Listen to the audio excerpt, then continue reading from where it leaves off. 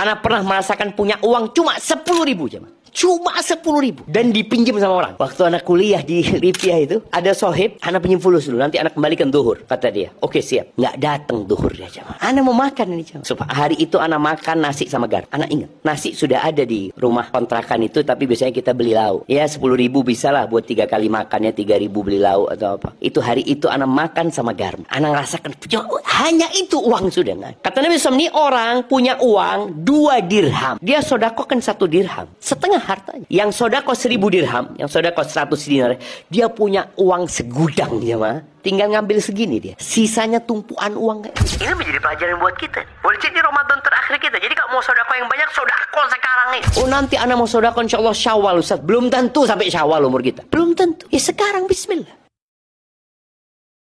Berani lempar 5 miliar ke laut. Jadi ada seorang pria dari Bani Israel yang pinjam 1.000 dinar. Kalau dihitung sekarang, nilainya lebih dari 5 miliar rupiah. Nggak ada saksi, nggak ada penjamin. Cuma satu hal yang bikin si pemberi pinjaman percaya. Allah Subhanahu wa Ta'ala cukup jadi saksi dan penjamin. Uang pun dipinjamkan. Waktu berjalan, si pria mau balikin duitnya. Tapi dia nggak bisa pulang karena nggak ada kapal. Dia nggak nyerah. Dia masukin uang itu ke dalam kayu. Dia tulis surat, lalu dia berdoa. Hatinya seakan berkata, ya Allah, aku sudah usaha maksimal. Sekarang aku titip uang ini kepadamu, ya Allah, agar engkau menyampaikannya. Lalu dia lempar kayu itu ke laut. Dia balik lagi bekerja untuk mengumpulkan 1.000 dinar lagi. Sementara itu, yang ngasih pinjaman lagi nunggu duitnya di pantai. Sudah deadline. Namun tidak ada kapal yang datang. Tiba-tiba dia lihat ada kayu terdampar. Dia ambil buat kayu bakar. Tapi pas dibelah, boom, uang 1.000 dinar ada di dalamnya. Gak lama, pria yang minjam tadi akhirnya bisa pulang dan bawa 1.000 dinar lagi. Dia bilang, maaf, saya telat. Tapi yang ngasih pinjaman itu malah senyum, santai. Allah Subhanahu wa Ta'ala sudah nyampein kayu berisi 1.000 dinar itu kepadaku. Nah, duit ini nih, yang 1.000 dinar ini jadi rezeki buat kamu, silakan bawa. Apa yang bikin pria ini rela lempar duit miliaran ke laut?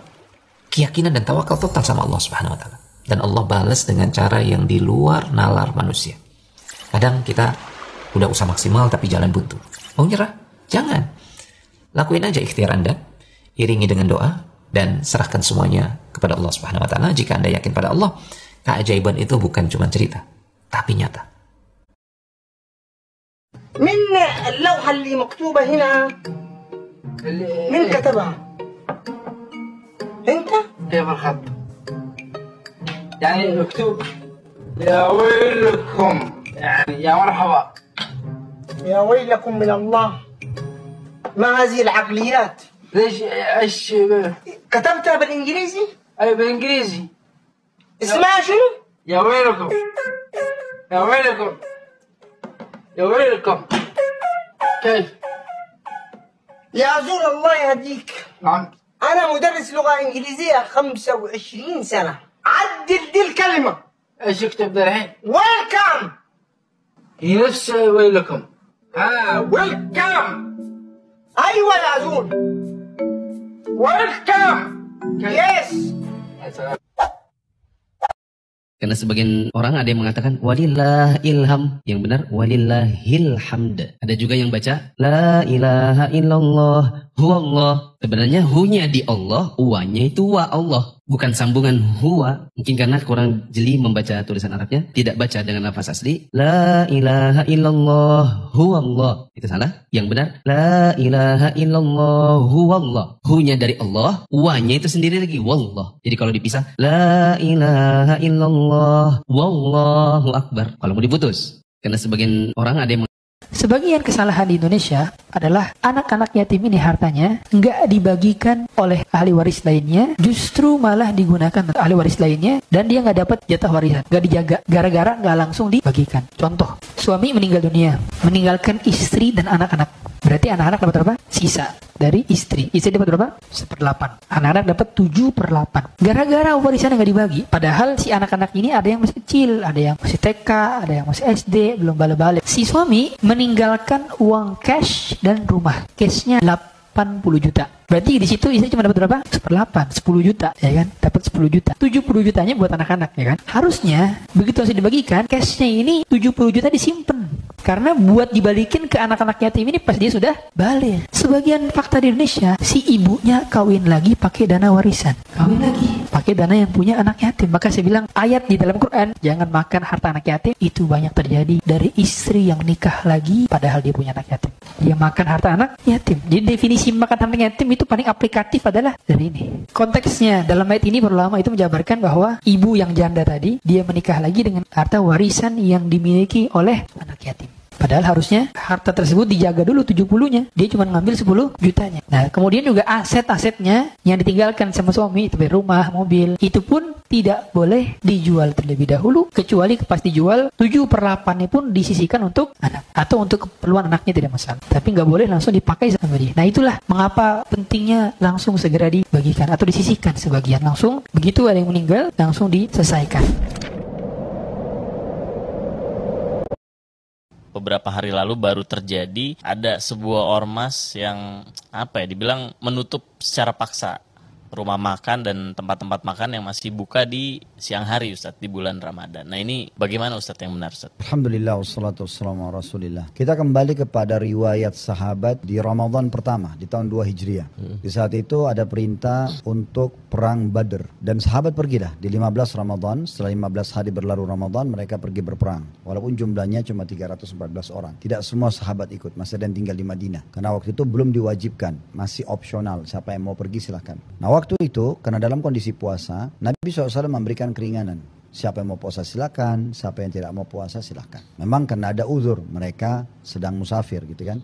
Apalagi ini kondisi mau berperang. Tapi akhirnya sahabat menjadi 2 kelompok. Ada yang berpuasa, ada yang tidak. Lalu mereka menjelaskan kondisi mereka. Sungguh orang yang berpuasa di antara kami tidak menyalahkan orang yang berbuka puasa. Dan orang yang berbuka puasa tidak menyalahkan orang yang puasa. Artinya mereka saling menghormati di situ. Karena ada uzurnya orang tidak berpuasa ini. Nah, mungkin kalau riwayat ini kita tarik dalam kondisi seperti kita sekarang. Apalagi negara Indonesia ini bukan seluruhnya muslim. Artinya masih ada orang non-muslim. Berarti masih ada celah di mana mereka butuh makanan. Dan kita harus menghormati masalah itu. Ada juga udur-udur syar'i dalam Islam bagi kaum muslimin yang perempuan sedang haid, nifas, orang yang sakit. Ada musafir mungkin datang ke kota itu misal. Mereka butuh makanan. Maka Allah alam menurut pendapat kami tidak ada larangan untuk membuka restoran di siang hari Ramadan. Kalau misalnya pun ada sampai ada pelanggar, misalnya orang ini pelanggar, dia memang tidak mau puasa, muslim, itu urusan dia sama Allah Subhanahu Wa Taala. Kita tidak bisa paksakan. Mungkin ada beberapa kasus. Memang ada satu restoran, dia tahu nih, dia buka di tengah-tengah komunitas muslim, di situ semuanya orang puasa. Lalu dia sengaja menunjukkan penawaran atau promosi yang menggiurkan. Seperti contohnya sengaja taruh minuman dingin di pinggir jalan dan menuang-nuangkannya untuk mencari dan memanggil orang. Mancing ayo, orang gitu lah. Itu mungkin ya, itu mungkin bagi mereka harusnya menghormati orang-orang yang puasa. Tapi di saat mereka dalam restoran mereka, yang masuk jelas orang yang butuh saja, kenapa orang yang di luar harus merasa terganggu? Kan harusnya tidak perlu terganggu, karena dia juga tidak melihat prosesi pembuatannya, dia juga tidak melihat proses orang yang makan gitu kan. Kecuali memang juga orang yang muslim ini iseng gitu ya, tanda kutip sini isengnya, dia memang sengaja datang ke restoran, dia mau lihat orang ini makanannya apa sehingga dia ngiler, itu lain lagi gitu. Itu kurang kerjaan banget. Loh ya, maksudnya itu kan kalau ada seperti itu semua mungkin ya, mungkin bisa menyebabkan clash, tapi harusnya semua ini bisa ditoleransi. Ahibati fillah, jangan sampai antum belajar 4 tahun dengan pakaian yang antum gunakan sekarang, kemudian ternyata ilmu itu tidak diamalkan. Anda melihat sebagian yang ilmunya menjauhkan dia dari ketaatan, padahal sejatinya ilmu yang dipelajari itu untuk melahirkan al-khasyah, agar engkau takut sama Allah.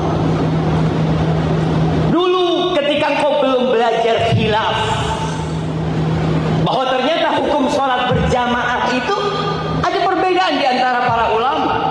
Ya, ada yang mengatakan wajib, ada yang mengatakan sunnah muakkadah. Kemudian ketika engkau tahu itu, engkau jadi nggak ke masjid. Ternyata ilmu tidak membuatmu lebih dekat kepada Allah Azza wa Jalla. Tatkala engkau mempelajari ternyata dosa itu nggak sama. Ada dosa besar, ada dosa kecil. Kemudian ternyata setelah kau belajar, ilmu yang kau dapatkan membuatmu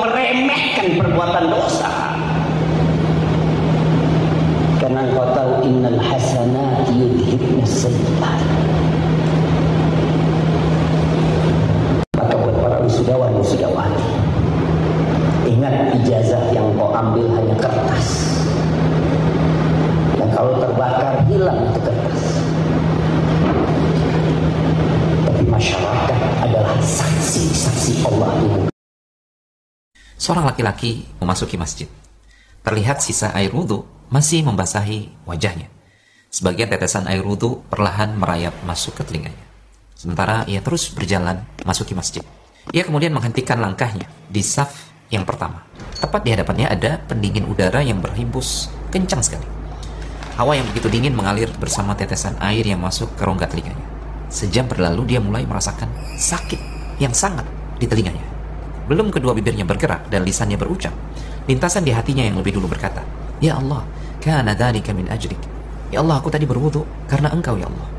Maka seketika rasa sakit di telinganya hilang begitu saja tanpa bekas. Allah itu Qarib, Maha dekat, begitu dekatnya sehingga Dia Maha kuasa mengabulkan harapan yang terlintas di hatimu. Bahkan sebelum doa terucap oleh lisanmu. Inna Rabbi qaribum mujib. Sesungguhnya Rabbku Maha dekat dan Maha menjawab segenap doa dan harapan. Dia Maha dekat, Dia mengetahui gerak-gerik lintasan pikiran di hatimu. Dia Maha dekat, Dia mendengar rintihan hatimu. Dia Maha dekat, Dia melihat kesedihanmu yang tak terlihat oleh siapapun juga. Di saat Allah Subhanahu wa Ta'ala ingin engkau tahu bahwasanya Dia berada tinggi di atas arasy-Nya, Dia juga menginginkan agar engkau meyakini bahwasanya Dia lebih dekat kepadamu daripada urat lehermu sendiri. Dia mengawasimu, Dia melihatmu, Dia mendengar bahkan bisikan hatimu. Untuk itu, jangan pernah berbisik keburukan di dalam hati. Bisikan selalu hanya yang baik-baik. Dan harapkanlah segala yang diridhoi oleh Allah Subhanahu wa Ta'ala saja. Karena insya Allah semua itu akan terwujud.